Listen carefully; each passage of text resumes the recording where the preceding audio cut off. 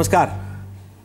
चेतन चीता देश का वो बेटा है जिसने एक के बाद एक 9 गोलियों की रफ्तार को अपने ऊपर झेला है और इसके बाद भी देश के इस बेटे ने हार नहीं मानी।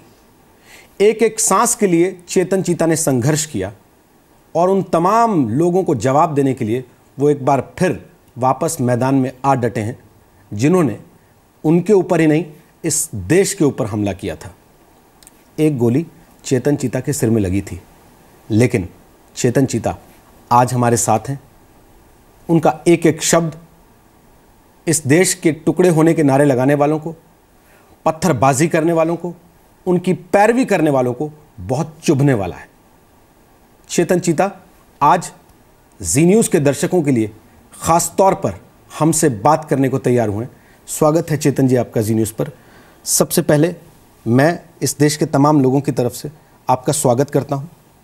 आप वापस हम लोगों के बीच हैं, सुरक्षित हैं और पूरी तरह से मुझे लगता है कि एक बार फिर फिट होने की दिशा में आपने कदम आगे बढ़ा दिए हैं।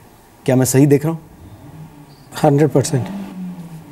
विरला ही कोई आदमी होता है जो 9 गोलियां लगने के बाद भी कहे आई एम रॉकिंग।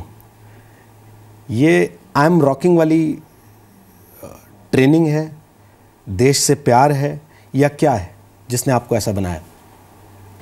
ट्रेनिंग और प्यार दोनों है।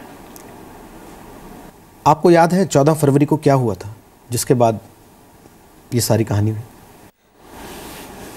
अनफॉर्चुनेटली जब मैं होश में आया आईसीयू के अंदर, तो मेरा सबसे पहला सवाल यही था उमा से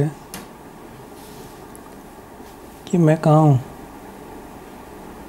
और मैं यहाँ क्यों हूँ। शिव था ना उमा उस टाइम पे। तो मेरा फ्रेंड मेरे साथ में था उस टाइम पे। And then he show me some news clips of 14 Feb. It was a joint operation with 13 RR and the local police, JNK police. इस ऑपरेशन में एक ये माइनस पॉइंट यही था बस कि हम प्रिडिक्ट नहीं कर पाए कि वो हैं कितने। हमारे पास इंफॉर्मेशन केवल 4 या 5 की थी, लेकिन वो ज़्यादा थे। चलो कोई बात नहीं, उन्होंने फील्डिंग सेट कर रखी थी, हमने उसको तोड़ने का पूरा प्रयास किया एंड हम उसके अंदर काफ़ी कुछ हद तक सफल भी रहे। ये बात तो श्योर है कि वो हम ऐसी हरकत करने से बाज नहीं आएंगे। जैसे हमारे पास खबर पहुँचे कि हम तो घुस जाएंगे कहीं भी। आपको मालूम पड़ा बाद में आपने लश्कर तैयबा के टॉप कमांडर अबू मुसाब को मार दिया?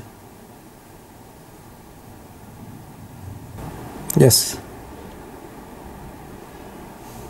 उसके बाद में जो रिस्पांस हुआ मीडिया का, अलग अलग पॉलिटिकल लीडर्स, फोर्सेस के हेड आके मिले, उस टाइम थोड़ा रियलाइज़ हुआ कि काम कुछ थोड़ा बड़ा हुआ है।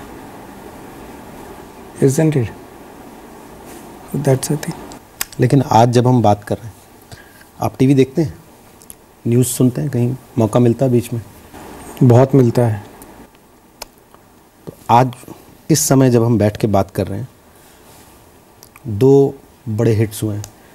घाटी में एक बीएसएफ का और एक सेना का जवान उनके सिर काट के ले गए। आज फिर 2 दिन पहले। हाँ। और उससे पहले सुकमा में सो वो सीआरपीएफ के 25 जवानों को घात लगा के मार दिया गया। 24। तो आप जब ये सारी चीज़ें सुनते हैं घर बैठ के, आप अभी हथियार नहीं उठा सकते, आप वापस अभी ड्यूटी ज्वाइन नहीं कर सकते, मन में क्या आता है?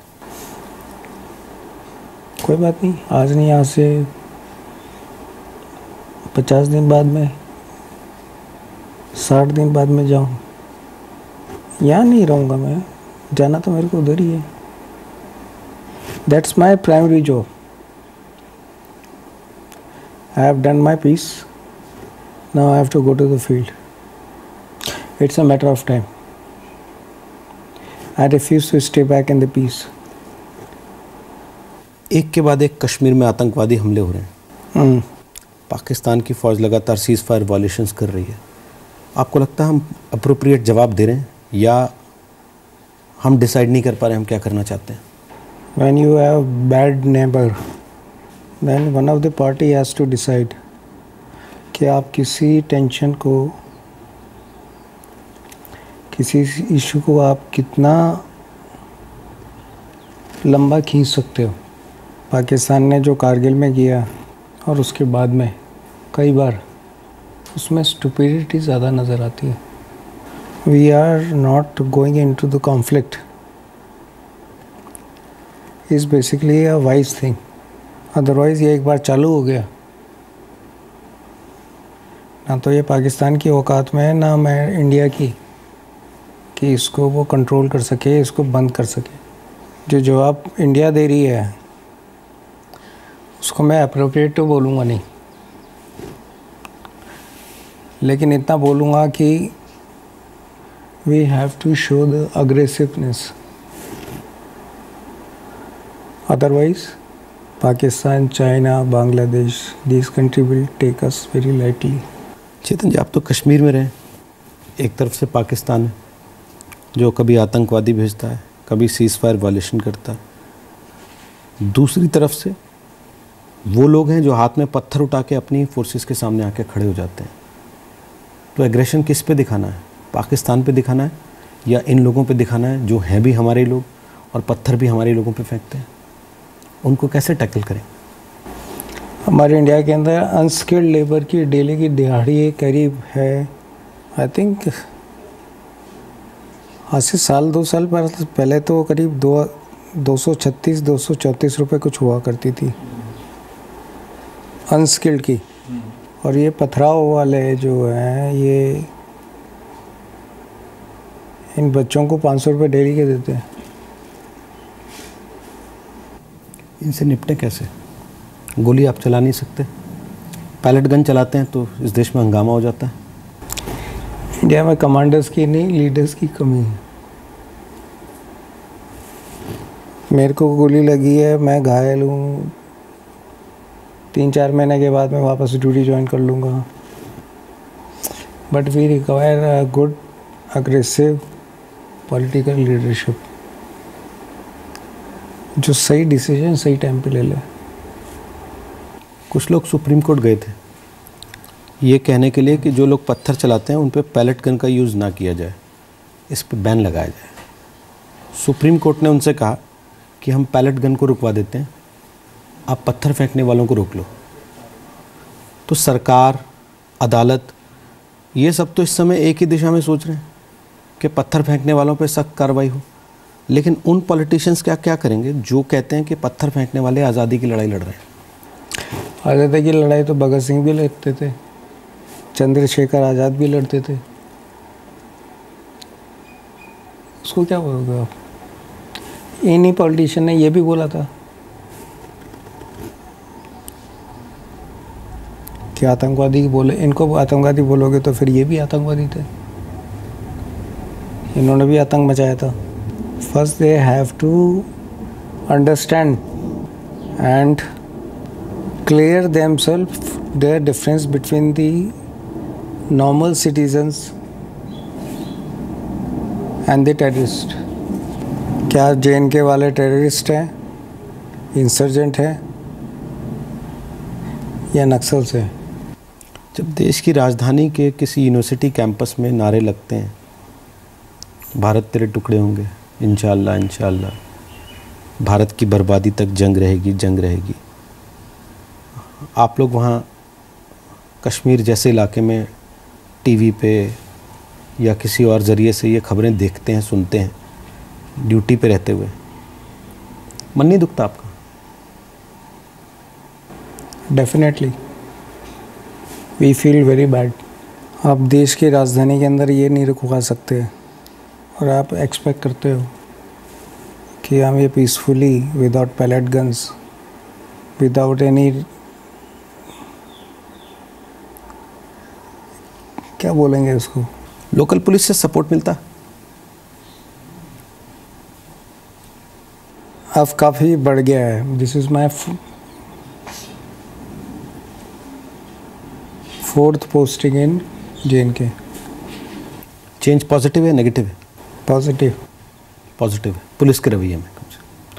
अब ऐसा नहीं होता कि आपको लीड करने वाली पार्टी गलियों में ले जाए, सामने एजिटेटर्स आ जाएं तो लीड करने वाले गुम हो जाएं और आप लोग वहीं रह जाएं? They are not our leaders, but ये ज़रूर है कि आप अपना काम करो, हम अपना काम करते हैं। 2014 एंड 15 एजिटेशन के अंदर थाने छोड़ के भाग गए थे साउथ कश्मीर के अंदर। जो बुरी हालत हुई थी वो इसलिए तो हुई थी कि पब्लिक ने थानों को टेक ओवर कर लिया था, लूट लिया था, गन्स लूट ली गई थी इनकी। बुरहान वानी की किलिंग के बाद से चेतन जी 2500 CRPF के जवान अधिकारी वो स्टोन पेल्टिंग की वजह से ज़ख्मी हुए हैं, उनको गंभीर चोटें आई हैं, अस्पतालों में भर्ती कराना पड़ा। आपको कभी लगता नहीं कि स्टोन पेल्टर्स की पैरवी करने के लिए तो लोग सुप्रीम कोर्ट तक चले जाते हैं? जो जवान वहाँ पे अपनी जान जोखिम में डाल रहा है उन पत्थरबाजों के आगे खड़े होकर, जो पेट्रोल बम भी फेंक देते हैं, जिनके लिए कोई रूल भी नहीं है कि उनको अगर कुछ फेंकना है तो वो केवल टांगों में नहीं फेंकना है, वो सर पे भी मारते हैं, आप लोगों की आवाज़ कोई नहीं उठाता? We are not a political party, we don't have a public standing. We are the government agency working on the instruction of the government. Now it is a responsibility of the government to look after our fundamental rights. लगता है आपको अब सही समय आ गया पाकिस्तान को उसी की ज़ुबान में जवाब देना चाहिए? एक्चुअली अभी हालात पाकिस्तान के अनुकूल है कि उनको कश्मीर जैसी जगह मिली हुई है अपना डर्टी गेम प्ले करने के लिए। We don't have that kind of situation. Pakistan का इलाज कूटनीति है या रणनीति है? It's a mix of both. Mix of both तो 70 साल से चल रहा है, लेकिन मिश्रण तो सही रखना पड़ेगा आपको। रणनीति बनाते हैं तो आप यदि आधे मन से बनाओगे तो फिर उसका रिजल्ट नहीं निकलेगा। बातें तो हम बड़ी बड़ी करते हैं, एक के बदले 10 सिर लाएंगे। हाँ, एक के बदले 10 सिर लेके आएंगे। उनको तो आप नहीं रोक सकते, वो तो ऐसे ही होगी। परसों जो परमजीत सिंह शहीद हुए, उनके भाई कल हमारे साथ एक प्रोग्राम में थे। अच्छा। वो कह रहे थे अगर आपने गोलियां चलानी नहीं है, अगर आपने हथियार इस्तेमाल करने नहीं है, तो इतना बड़ा डिफेंस बजट किस लिए रखते हो आप लोगों को भी ऐसी फीलिंग आती है वहाँ रहते हुए?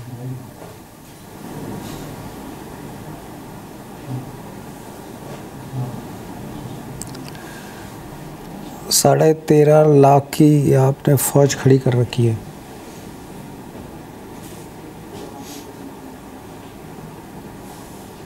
दो 2.5 लाख की नेवी और यही 2-2.5 लाख की आपकी एयरफोर्स। ये तो मैन पावर की बात कर रहा हूँ मैं। इक्विपमेंट बजट तो फिर तो करोड़ों में अरबों में जाता है। तो हम क्या करें? क्रिकेट खेलना बंद कर दें, उनके स्टार्स को यहाँ ना आने दें, हमारी पिक्चरें वहाँ रिलीज़ ना होने दें? ना, that is not a thing. फर्क पड़ता है इन चीज़ों से कुछ? आपको लगता है? हम तो हमेशा यही करते हैं। इसके अलावा हम कर क्या सकते हैं? एक पॉलिटिशियन ये कहे कि इसके अलावा हम क्या कर सकते हैं तो समझ में आता है, लेकिन चेतन चीता ये कहे कि इसके अलावा हम क्या कर सकते हैं तो समझ में नहीं आता, थोड़ा अजीब लगता है। मिलिट्री ऑप्शंस को मैं सही नहीं मानता, क्योंकि ये कंट्रोलेबल नहीं होते। कारगिल के टाइम में मामला इतना बिखर गया था, कई बार ऐसा लगता था कहीं नए फ्रंट ना खुल जाए, और वो बात भी चल रही थी कि सुना है कि जम्मू साइड में कुछ नए फ्रंट खुल जाएंगे, जम्मू या जैसलमेर साइड में। आपको लगता है बलूचिस्तान का इशू उठाना, सिंध का इशू उठाना, वो कोशिश थी एक, फाटा का इशू उठाना, ये हेल्प करेंगी चीज़ें हमको? आई डोंट थिंक सो कि ऐसी कोई हेल्प करेगी। वो बांग्लादेश भी तो किया हमने, तोड़ा ही ना पाकिस्तान को तो। चलिए मेरा आखिरी सवाल है, आपने कहा आप वापस वहीं जाना चाहते हैं, फील्ड में दोबारा से अपनी पोजीशन ले लेना चाहते हैं। चूज़ करने को कहा जाए तो आप कश्मीर चूज़ करेंगे या सुकमा जैसी कोई जगह? चैलेंजिंग दोनों में से ज़्यादा क्या है? दोनों जगह पहले अपने लोगों का सामना करना पड़ेगा वहाँ, चाहे वो नक्सली हों वो भी हमारे देश के हैं, चाहे वो पत्थरबाज हों वो भी हमारे देश के हैं।